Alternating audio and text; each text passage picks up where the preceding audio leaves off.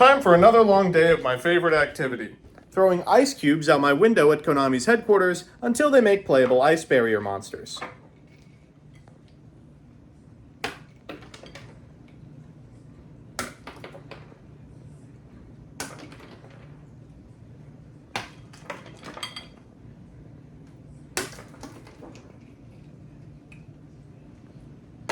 It's gonna pay off.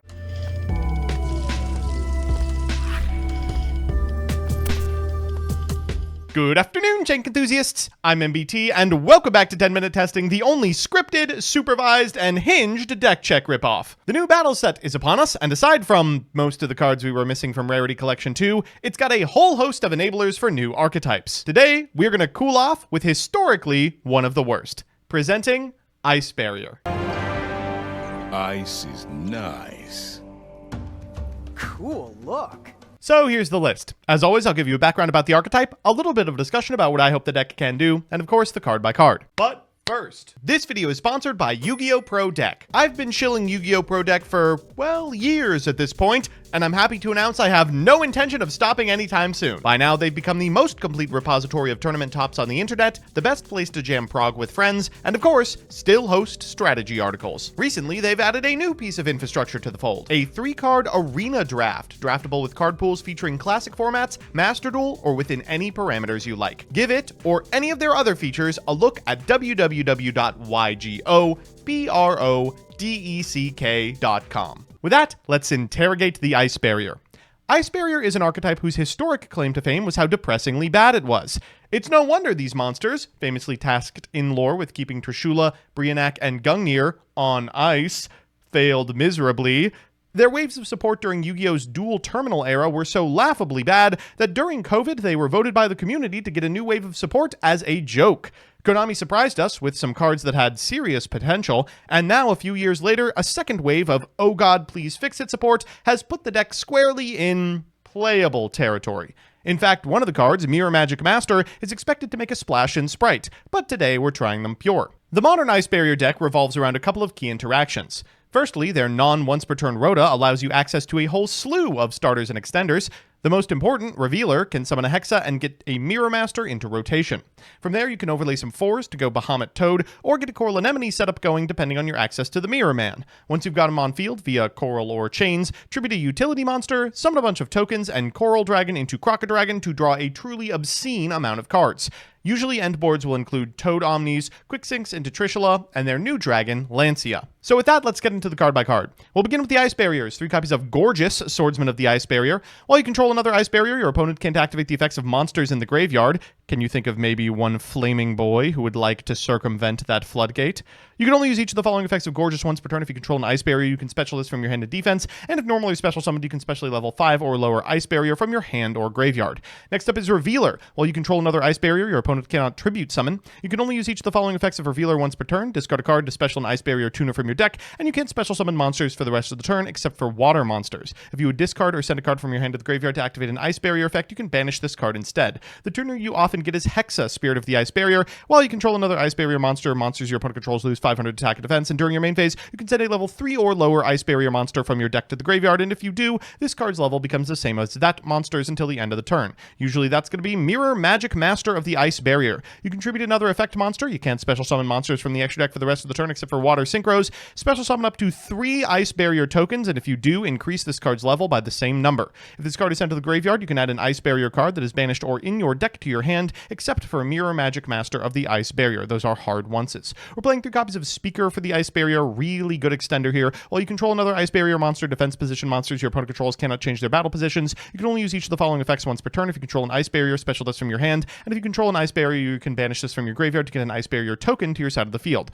We're playing one apiece of General Raiho of the Ice Barrier, which, while on the field, when your opponent's monster effect activated resolves, they have to discard a card or the effect is negated, and Warlock of the Ice Barrier, which, while you control another Ice Barrier monster, forces people to set spell cards before activating them, and if they set a spell card, they can't activate that spell card until their next turn. We're playing 3 copies of Swap Frog because it bins an Aqua, and what do you know, Mirror Master is an Aqua. After that, we've got 3 copies of Medallion. This is the new art. 1 copy of Winds over the Ice Barrier. Tribute any number of Ice Barrier monsters to special summon them from your deck. That many 4 or lower Ice Barriers with different names, and then during your main phase, except the turn this was sent to the graveyard, you can banish it to target an Ice Barrier monster that's banished in your grave and add it to your hand.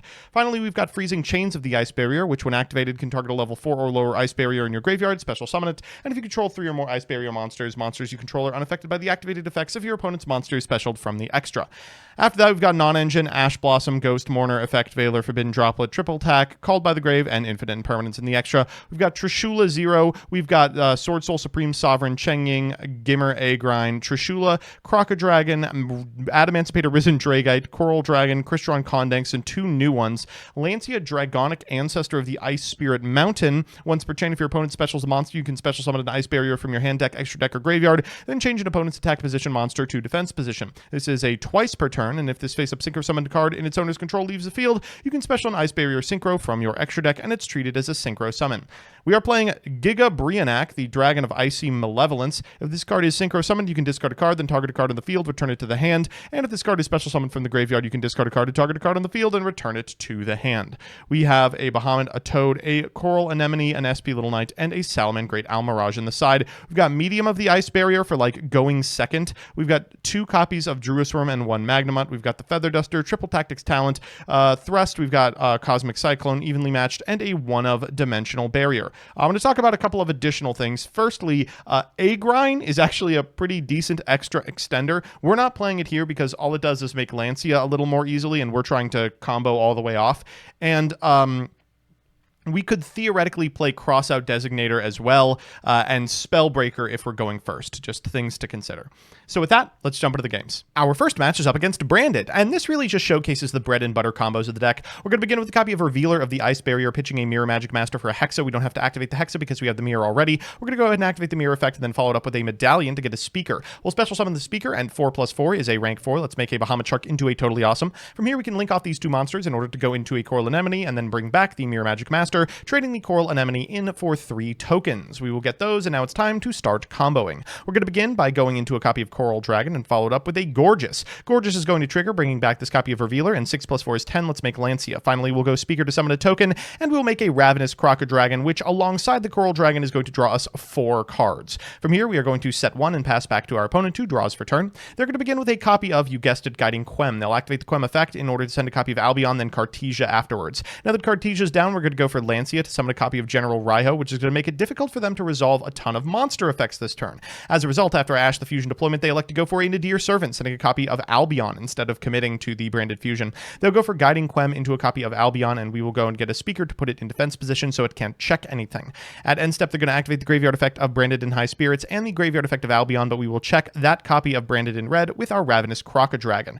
We'll go ahead and trigger the effects of our monsters as we draw for turn, and this should be easy to clean up. We will go into an SP Little Knight and activate Medallion afterwards. Our opponent is just going to go ahead and fire this copy of Cartesia. We will infip, and seeing the writing on the wall, they're just going to go ahead and scoop them up. So that's how the deck performs on the play, but what does it do on the draw? Our opponent for game 2 is playing Sprite. God help them. They're going to begin with a copy of Kashtira Fenrir. That's going to grab a Fenrir from deck to hand. Then afterwards, they're going to normal summon a copy of Beaver, summoning from deck a copy of Angler. From here, they're going to go into a Sprite Sprint and activate the effect into a Ghost Mourner and Moonlit Chill. And this is why we don't play Branded anymore. They're going to set 1 and pass. We'll draw for turn. That's a pretty good one. We're going to begin with a copy of Medallion of the Ice Barrier. That's going to eat an Ash Blossom, but a perfect time to fire off that triple attack. We'll draw a couple of cards, and those are good ones. Let's go for Revealer, pitching a copy of Ash Blossom and Joy Spring. It's a card we can't call by, which is kind of gross. So instead, we're just going to go to the battle phase and walk over the Sprite Sprint. I still feel okay about this. I'm going to set 1 card and pass back to my opponent. They draw for turn. The thing about Sprite is they really need 2 cards to do anything. They're going to switch the Fenrir to attack and pass back to us. We're going to go for the Revealer here. They're going to go for an Ash Blossom. We're going to go for a Called by the Grave. Unfortunately, at point of resolution, they are going to be able to activate the effect of their Fenrir.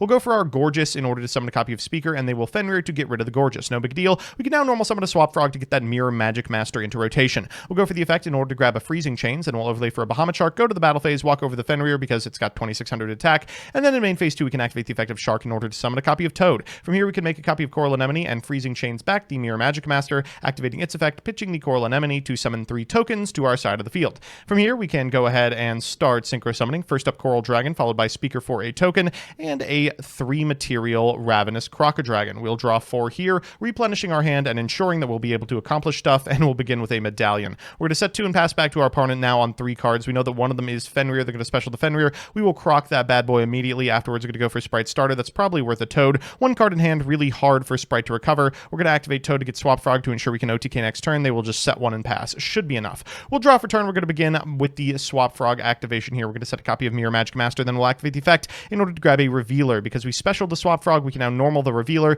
and get a copy of Gorgeous. We'll activate Gorgeous's effect in order to summon out a Hexa, and it's Lancia time. We'll go Lancia and Chungus into the battle phase, and we get in for a ton of damage. Afterwards, we're going to pass back to our opponent, drawing nothing off the top. It's a Nibiru, too little too late, so they'll scoop him up. So it's time for game 3, and you know what that means, a best of 3 versus meta. Our opponent's on what else but Yubel. Okay, listen, they just got Soul of Yubel. It's in the same set as the Ice Barrier stuff. It's thematic. I just can't play another match versus Snake Eye. You understand me.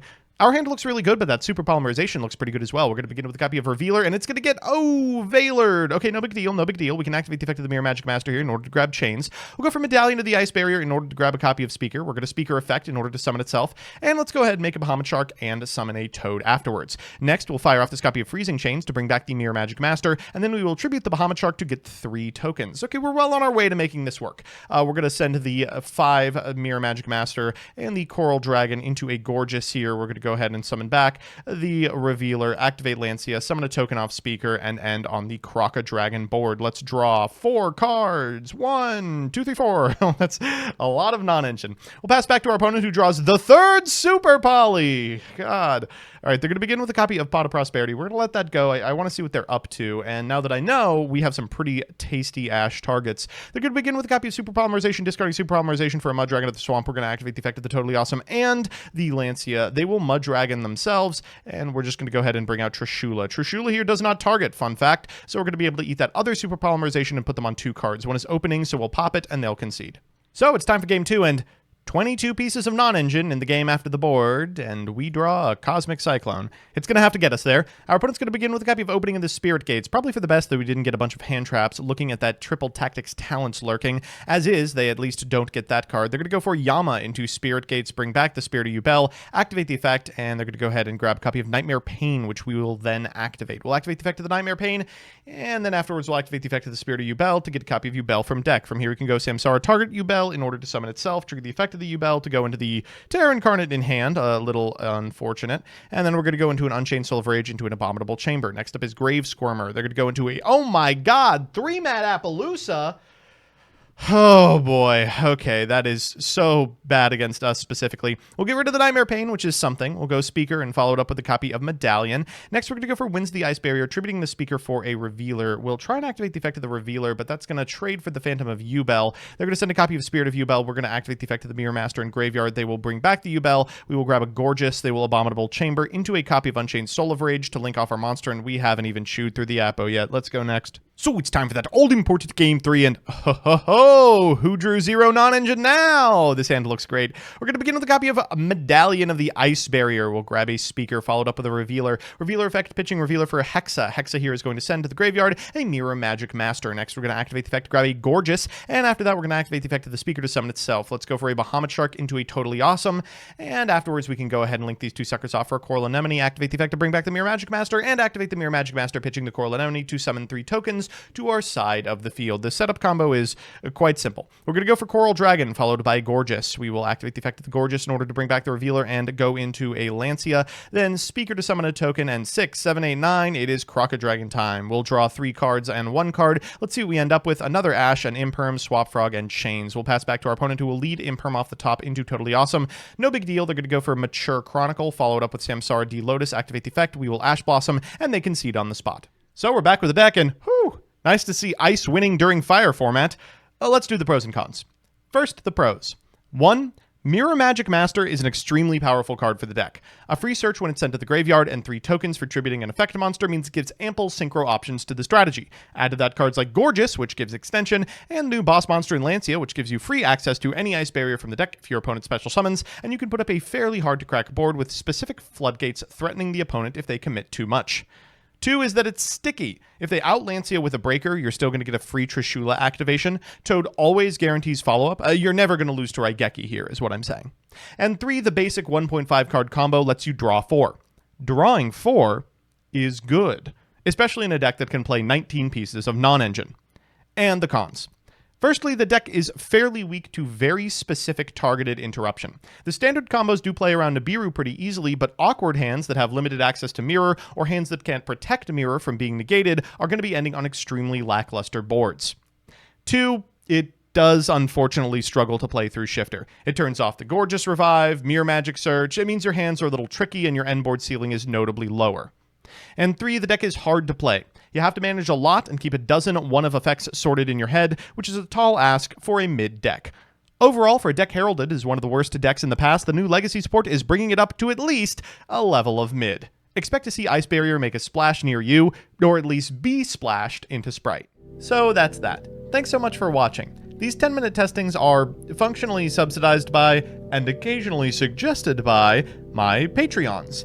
I'm going to go ahead and read out some of the higher tier Patreons now, without whom these videos would not be possible. Huge thanks to Elena Tincher, Alex Perea, Allison Elliott, Ally, Brett Henry, Canner, Seaweed, Darkmaster Zork, Derpin Dragon, Devin Senpai, DJ Elefante, Gravity, John Piet, Juan Cruz Avila Zati, Night Mary, Legal Rights, Lockstone, Luis Hernandez, Matthew M. Derezzo, MBT Play Dolce, soon, Mike Carlotti, N54 Lionheart, Nebula Yu-Gi-Oh!, Project Mercury, Rose Lapine, Troy Says By Erasure Is Gay, Vincent Storm, Who's Nick, Wonder Waffle, Your Pot of Greed Does What, and Yuki. Couldn't have done it without you.